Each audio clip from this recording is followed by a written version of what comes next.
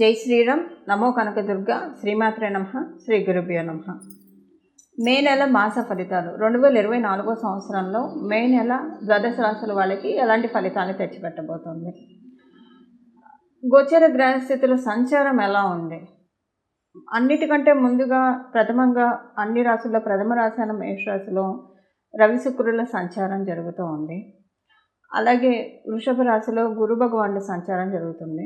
మేషరాశిలో ఉన్న రవి సూర్యనారాయణమూర్తి మే 15వ తారీఖు నుంచి మేషరాశి నుంచి వృషభ రాశిలోకి వెళ్తూ ఉన్నారు. కన్యా రాశిలో కేతు భగవానుడి సంచారం, శనైశ్వరుడి సంచారం కుంభరాశిలో, అలాగే మనకి మీనరాశిలో కుజుడు బుధుడు రాహువు వీళ్ళ ముగ్గురు సంచారం జరుగుతూ ఉంది. బుధుడు 11వ తారీఖు నుంచి మీనరాశి నుంచి మేషరాశిలోకి వస్తాడు. శుక్రుడు కూడా ఈ నెల 20వ తారీఖు నుంచి మేషరాశి నుంచి వృషభ రాశిలోకి వెళ్తాడు. అంటే ఆయన స్వస్థానానికి ఆయన వెళ్తూ ఉన్నారు. అక్కడ గురు భగవానుడికి ఆతిథ్యం ఇవ్వడానికన్నా అనుకోవచ్చు. ఎందుకంటే ఇప్పుడే కదా గురు భగవాను ఈ నెలలోనే కదా వచ్చింది. గురు భగవానుడికి ఆతిథ్యం ఇవ్వడానికి ఆయన రాశిలోకి వెళ్ళాడు. ఇది ఒక మంచి శుభ పరిణామము. అక్కడ సూర్యనారాయణమూర్తి కూడా ఈ మాసం మధ్యలో రావడము, 20వ తారీఖు నుంచి శుక్రుడు కలవడము, ఇదంతా చాలా మంచి శుభ పరిణామాలకి అంటే ఇది శుభగ్రహ స్థితి అని చెప్పాలి. ఈ శుభగ్రహ స్థితి ద్వాదశ రాశి వాళ్ళకి ఎలాంటి ఫలితం ఇస్తుంది ఈ విషయం మనం చూద్దాము. అయితే ఈ విషయం చూడటానికి ముందుగా ఇక్కడ ఒక విషయం మనం తెలుసుకోవాలి. ఆ విషయం ఏంటంటే రవి గురు శుక్రులు వీళ్ళ ముగ్గురు కలిసి కాలపురుషుడు కుండలిలోంచి 2వ స్థానమైన వృషభ రాశిలో సంచారం. ఇప్పుడు శుక్రుడి రాశి అయిన తులారాశిలో సూర్యనారాయణమూర్తి నీచ పొందుతాడు. అలాగే గురు భగవానుడి యొక్క రాశి అయిన మీనరాశిలో శుక్ర భగవానుడు వృత్తి పొందుతాడు. ఇక్కడ చూసారు ఆ కాంబినేషన్ ఎలా ఉందో. రవి గురుడు శుక్రుడు. గురు భగవానుడి రాశిలోనేమో శుక్ర భగవానుడు ఉచ్చ పొందుతాడు. శుక్ర భగవానుడు రాశిలోనేమో సూర్యనారాయణమూర్తి నీచ పొందుతాడు.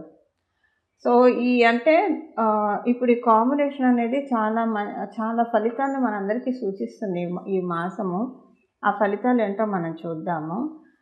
అయితే ఈ ఫలితాల నుంచి ఒకవేళ అడ్వర్స్ రిజల్ట్స్ ఉంటే వాటి నుంచి అడ్వర్స్ రిజల్ట్స్ అని కాకపోయినా మంచి రిజల్ట్స్ అయినా ఒకవేళ జన్మజాతకం సహకారంగా లేకపోతే పూర్తిగా అందుకోలేరు. కాబట్టి అందుకోవడానికి ఏం పరిహారం చేయాలో అది కూడా మనం చివరిలో తెలుసుకుందాము. ఇవి ఇప్పుడు ఈ వారం ఉన్న గోచర గ్రహస్థితులు. ఇప్పుడు మనం ఫలితాలు తెలుసుకున్నాం. ఈ గోచర గ్రహస్థితులు ద్వాదశ రాశుల వాళ్ళకి కూడా ఎలాంటి ఫలితాన్ని తెచ్చిపెట్టబోతూ ఉంది ఈ విషయాన్ని ఈ తదితర అంశాన్ని మనం తెలుసుకుందాం. వృశ్చిక రాశిలో పుట్టిన వాళ్ళకి ఈ మాసము గురు భగవానుడు 3 గ్రహాలు మీకు సప్తమ స్థానాల్లో అనుకూలంగా ఉన్నాయి. వివాహ ప్రయత్నాలు చేయాలనుకున్న వాళ్ళకి ఈ మాసం అత్యుత్తమమైన సమయము. వ్యాపారస్తులకి ఈ మాసం చాలా అత్యుత్తమమైన సమయము. వైవాహిక జీవితంలో ఏమన్నా మనస్పర్ధలు ఉంటే అవన్నీ తొలగిపోయే మాసం ఈ మాసము. మీకు ద్వితీయాధిపతి మరియు పంచమాధిపతి అయిన గురు భగవానుడు మీకు సప్తమ స్థానంలో ఈ మాసంలో వస్తున్నారు. అంటే ఏదైనా ఒక టెంపరరీ రిలేషన్ కూడా రావడానికి అవకాశం ఉంది ఈ మాసంలో. సో అంటే ఎవరినైనా మీరు కలిసిన ఈ మాసంలో తర్వాత మళ్ళీ వచ్చే మాసాల్లో ఇంకా తర్వాత మళ్ళీ మీరు చూడకపోవచ్చు వాళ్ళని. అలాంటి ఒక పాసింగ్ క్రౌడ్ లాగా ఒక రిలేషన్ వస్తుంది. అంటే అది ఉద్యోగంలో కావచ్చు, వ్యాపారంలో కావచ్చు, లేదా ఎవరైనా మీ నేబర్స్ రూపంలో వచ్చి వెళ్ళిపోవచ్చు. ఇలాగా కొంచెం ఉంటుంది. కాకపోతే దీనికి ఇక్కడ ఒక ఇండికేషన్ ఉంది. అది మీరు ఇక్కడ క్యాచ్ చేయాలి. అది మీకు అదేంటంటే మీకు ఒక మంచి అదృష్టానికి తెరలేపుతుందండి. ఒక మంచి అదృష్టానికి ఇది డెఫినెట్గా స్కోప్ని ఇస్తుందని చెప్పాలి. ఇది ఒక ఇండికేషను. ఇలాంటి సంఘటన ఈ మాసంలో జరిగితే ఇది ఇండికేషను. మీకు అదృష్టం పట్టబోతుంది, లక్ష్మీ కటాక్షం కలగబోతుంది.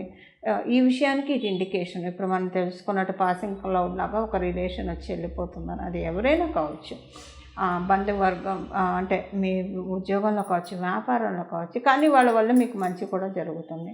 సో ఒకవేళ వాళ్ళ నుంచి మీకు ఏం ట్రాన్సాక్షన్స్ లేకపోయినా అలా వచ్చి వెళ్ళిపోయే వాళ్ళు మంచి ఎనర్జీస్ ఇచ్చి వెళ్తారు మీకు. అది మీకు అంటే ఈ మాసంలో జరుగుతుంది. దాన్ని మీరు కౌంట్ చేసుకోండి. ఇది వృశ్చిక రాశిలో పుట్టిన వాళ్ళందరికీ కూడా ఈ విషయం వర్తిస్తుంది. ఇది మీకు గురు భగవానుడు ప్రసాదిస్తున్న వారము. ఆయన గురుబలం పెరుగుతుందని తెలియడానికి కూడా ఇదే సంకేతము. ఇంకా మనం ఉద్యోగస్తులకు చూసుకుంటే, ఉద్యోగస్తులకు కూడా ఈ వారం చాలా జీవం పడుతూ ఉంది. మీ పై అధికారుల యొక్క గుర్తింపు, గౌరవం మీకొస్తాయి. సొసైటీలో మంచి గుర్తింపు, గౌరవము వృశ్చిక రాశిలో పుట్టిన వాళ్ళందరికీ కూడా ఈ మాసం చోటు చేసుకోబోతూ ఉంది. ఆహ్, ఇ ఇంకొక విషయం ఏంటంటే, సంతానానికి సంబంధించిన అనుకూలతలు కూడా మీకు ఈ మాసంలో చోటు చేసుకుంటున్నాయి. సంతానం కోసం ప్రయత్నిస్తూ ఉంటే అది చక్కగా సఫలీకృతం అవుతుంది. మీరొక నిర్ణయం తీసుకోవాలి అని ఈ మాసంలో ఏదైనా ఒక ప్లాన్ చేసుకుంటే అదేదైనా సరే, ఫస్ట్ కొంచెం గొడవలు జరుగుతాయి. కానీ తర్వాత ఆ ప్లాన్ సక్సెస్‌ఫుల్‌గా మీరు ఇంప్లిమెంట్ చేయగలుగుతారు. ఏదో ఒక రకంగా కొంచెం అంటే ఆ ప్లాన్‌కి సంబంధం లేకుండానే మీరు తీసుకున్న డెసిషన్‌కి, ఆ గొడవకి సంబంధం ఉండదు. కానీ మీకు గొడవ జరుగుతుంది, చిన్న గొడవ. అక్కడ మీకు ఇండికేషన్ ఏంటంటే మీరు తీసుకున్న ప్లాను లేదా మీరు తీసుకున్న నిర్ణయము చాలా కరెక్ట్. కాబట్టి ఆ ఎనర్జీ యాక్టివేట్ అవ్వడానికి ఇక్కడ ఈ చిన్న క్లమ్జీనెస్ వస్తుంది. ఈ విషయంలో మీరు కొంచెం అంటే ఒకవేళ చిన్న గొడవ జరిగినా మీరు ఏదైనా ప్లాన్ తీసుకుంటూ ఉంటే కనుక అది మీకు సక్సెస్‌ఫుల్‌గా వెళ్తుందని మీరు నోటీస్ చేయాలి. అసలు మీరేం ప్లాన్ చేయలేదు. ఏ రకమైన డెసిషన్ తీసుకోలేదు. బట్ స్టిల్ ఏదైనా గొడవ జరుగుతున్నప్పుడు కూడా. ఆ గొడవ జరిగితే మీకొకటి కొన్ని విషయాల్లో ట్రాన్స్‌పరెన్సీని ఇస్తుంది. మీకంటే వయసులో పెద్దవాళ్ళతోటి కొంచెం గొడవలు జరుగుతాయి. మీరు గురు సమానంగా భావించే వాళ్ళతోటి గొడవలు జరగచ్చు. లేదా ఒకవేళ అలా కాకపోతే అలా గొడవలు కాకపోతే కనుక మేబీ వాళ్ళకేమైనా సమస్యలు వచ్చాయని మీరు వినొచ్చు. అలాగైనా లెక్కకొస్తుంది ఇది. వాళ్ళకేమైనా సమస్యలు ఉండొచ్చు. మీరు ఎవరినైనా గురువు సమానంగా భావిస్తూ ఉంటే వాళ్ళకి. అది వినడం వల్ల కూడా మీకు ఒక మంచి జరగబోతున్న ఒక మంచి నిర్ణయం, మీరు అనుకున్న పని ఏదైనా వాయిదా పడుతూ ఉంటే అది అవుతుందని చెప్పి ఇక్కడ ఇండికేషన్.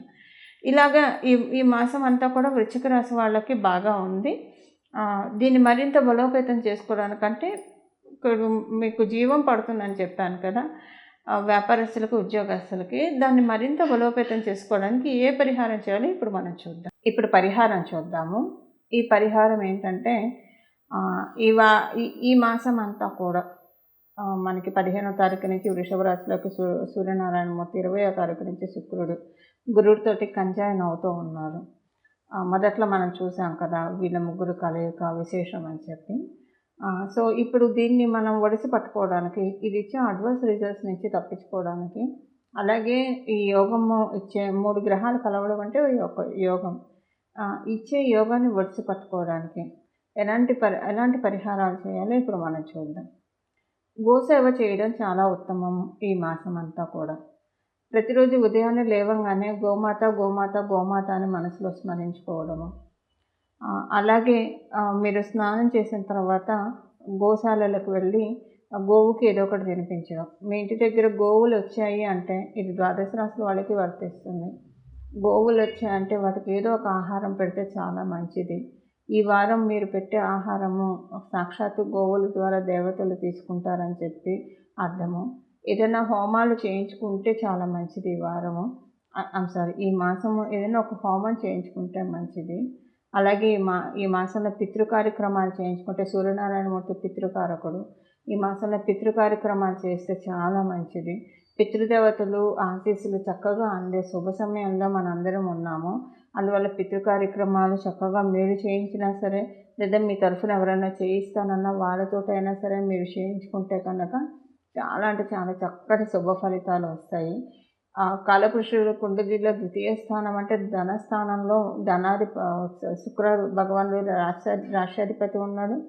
అలాగే డబ్బులనిచ్చే దాత గురు భగవానుడు ఉన్నాడు. అంటే అదృష్టం, లక్ అంటారు కదా, లక్కనిచ్చే దాత గురు భగవానుడు ఉన్నాడు. ఐశ్వర్యాన్ని కూడా సూర్యనారాయణమూర్తి ప్రసాదిస్తాడు. సత్రాజిత్తుకి ఎలాగైతే సమంతకమణిని ప్రసాదించాడో అలా ఆయన మనం ఎలా ఆరాధిస్తే అలా మనకి ఫలితాలు ఇస్తారు. అలాంటి సూర్యనారాయణమూర్తి కూడా వృషభ రాశిలో ఉండడం వల్ల పితృ కార్యక్రమాలు విరివిగా చేయాలి. మీరు చేయలేకపోయినా మీకు తెలిసిన వాళ్ళు చేయిస్తుంటే చేయించండి. అలాగే గోసేవ చేయండి. గోమాతకి ఏదైనా పెట్టడానికి ప్రయత్నించండి. గోమాత గోమాత గోమాత అనే రోజు లేవగానే ఉదయం 3 సార్లు అనుకోండి. అలాగే దాంతోపాటు ఈ మాసం అంతా కూడా శ్రీ సూక్తం వినండి. రోజు కనీసం ఇంట్లో 3 సార్లు మీరు యూట్యూబ్లో వింటారా, ఎలాగైనా సరే ఒక 3 సార్లు శ్రీ సూక్తం వినడానికి ప్రయత్నించండి.